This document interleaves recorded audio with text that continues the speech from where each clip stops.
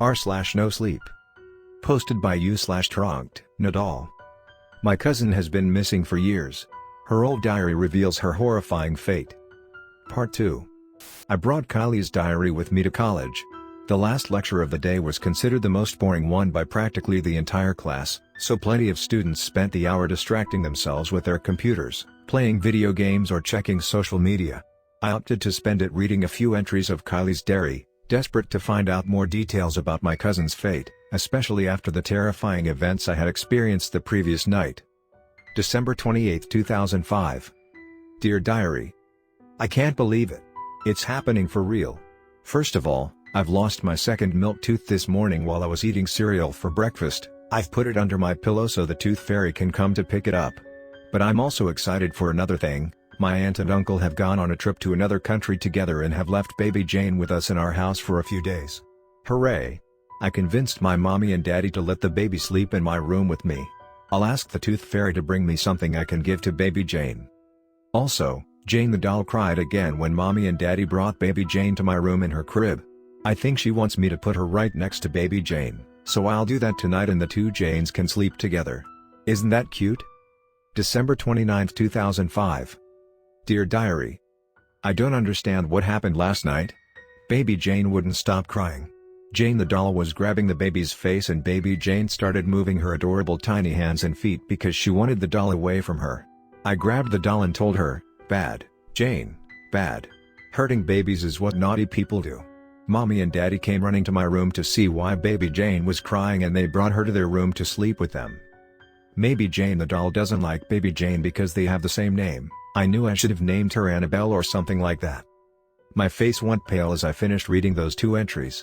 For years, I had believed that Christmas Day of 2005 was the last time Kylie and I had ever spent time together, but apparently I was wrong. I had spent my whole childhood and adolescence asking my family about Kylie and not even once did they mention that I had spent several days alongside her after Christmas Day right before her disappearance. It was a hard pill to swallow, but the diary confirmed that my family clearly knew more than they were letting out. But to what extent? Thinking about it sent shivers down my spine, but I had to accept it was a factor I needed to take into consideration if I really wanted to get to the bottom of this. "Hey, are you okay? You look concerned," asked Cindy, a classmate of mine who sat right next to me upon seeing my reaction to Kylie's diary. "It's nothing. I'm just reading a thriller novel with lots of suspense," I replied, discreetly putting the diary away so she wouldn't be able to see what I was truly reading. Cindy was really into creepy disappearances and paranormal experiences. One day, she told me a really weird story about a paranormal phenomenon occurring at a daycare, but I didn't really pay attention to her. I contemplated asking her for help in solving the case of my missing cousin and the doll, but I ultimately opted to keep investigating on my own. I didn't want to make this rabbit hole bigger than it already was by bringing in people who had nothing to do with it.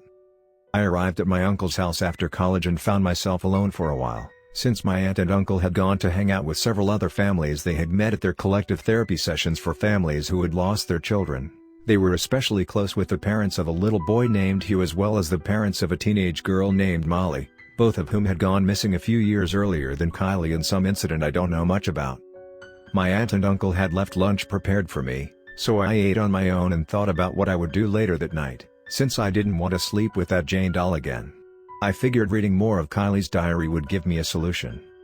December 30, 2005. Dear Diary. Jane the doll is behaving very badly since baby Jane came to our house. I told my mommy and daddy about it, but they still don't believe that a doll is able to do all these things. Baby Jane sleeps in their room now, but Jane the doll is still causing trouble. Baby Jane and I were having a nap after lunch, but I was in my bedroom and she was in mommy and daddy's bedroom while they were in the living room. Jane the doll was in my room at first, but then I fell asleep for a little while and she wasn't there when I woke up. I ran to my mommy and daddy's room and Jane the doll was in baby Jane's crib and her hands were covering baby Jane's mouth so she couldn't cry. I grabbed Jane the doll and tossed her to the floor. Tonight I'll bring baby Jane to my room and leave Jane the doll with my parents while they're asleep. They'll get mad at me but I don't care, I must protect baby Jane. I was astonished. The experience with the Jane doll I had the previous night made it clear to me it was best to stay away from it, but I never could have imagined it had been after me since I was a literal baby. And Kylie caught on eventually and did her best to keep me safe. I had no doubt that a cursed doll was responsible for whatever had happened to her. It was then when I noticed there was only one last entry of the diary left to read. I eagerly turned the page in order to find out what secrets could Kylie's last testimony hold. January 2, 2006. Dear Diary. The baby, where is the baby? Did Jane take the baby? Did Jane take Kylie? The baby is not with me. The baby, protect the baby. Kylie must protect the baby. Kylie is here, Jane is here, but where is the baby? Kylie will always protect the baby, always. If the previous entries had impressed me, this last one simply left me speechless to a point I cannot describe with words. The things Kylie had written up to that point had described outlandish situations, sure, but the events they narrated at least maintained a certain degree of cohesion and structure. In contrast, this last entry didn't really narrate any events at all, and instead seemed like the ramblings of someone who had gone mad and was in the middle of having a mental breakdown. It was hard to believe a little girl who had once been so innocent and cheerful could have written something like this.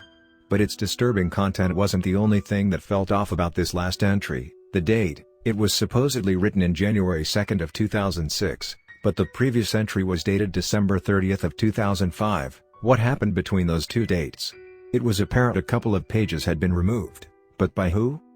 Just when I was starting to theorize about the mysterious last diary entry and the pair of missing entries, my aunt and uncle arrived home. For that night, I decided to follow Kylie's plan and get the Jane doll away from my room by putting her in the attic. I also locked my bedroom's door for good measure. I was woken up in the middle of the night once again, only this time, it wasn't because of something coming from inside the bedroom, but from the outside. I could have sworn I had heard the attic's door opening at the other side of the hallway. Tap, tap, tap, tap. Footsteps, someone was coming to my bedroom. It didn't take long before they knocked on the door. Who's there? I uttered, but received no response. They kept knocking, again and again, growing more and more impatient until what had started as normal knocking turned into aggressive banging. I lay on my bed horrified as the entity at the other side of the door began to whisper some familiar words. The baby. A little girl's voice repeatedly uttered. I had no doubt it was the same shadowy child from the previous night. Tap, tap, tap, tap. All of a sudden, the sound of footsteps echoed across the hallway once again. Someone else was heading to the bedroom. I felt shivers going down my spine as the sound of rattling keys was followed by the slow and eerie creaking of my bedroom's door. Whoever they were, it was evident that second individual had come to open the door for the shadowy child, for Kylie. I frantically hid under the bed as the door opened and the outline of the two individuals became barely visible in the dark hallway, right in front of the bedroom. Kylie stepped inside the bedroom as the other individual, who was much taller, began to walk away with a very familiar limp. "You won't take her away," Kylie murmured as she aimlessly roamed around the bedroom. I had tried to talk to her last time, and that had only resulted in her attacking me, so I opted to keep silent under the bed. After several minutes of roaming the bedroom filled with confusion and anger, Kylie crouched and crawled under the bed. My heart was racing as I thought she had found my hiding spot and was coming for me, but to my surprise, she curled into a ball and began weeping, seemingly unaware of my presence just a few inches away. I held my breath as well as the tears that were flowing from my eyes, trying not to make a sound as I slowly wiggled away from Kylie, who was still quietly sobbing in a corner. Slowly but surely, I began emerging from under the bed. The upper half of my body had made it out, but I was still struggling with my legs and feet. Bump! My face went pale as I felt my right foot hitting one of the bed's legs. Kylie yelled as she reached out with her arms to try and drag me back under the bed.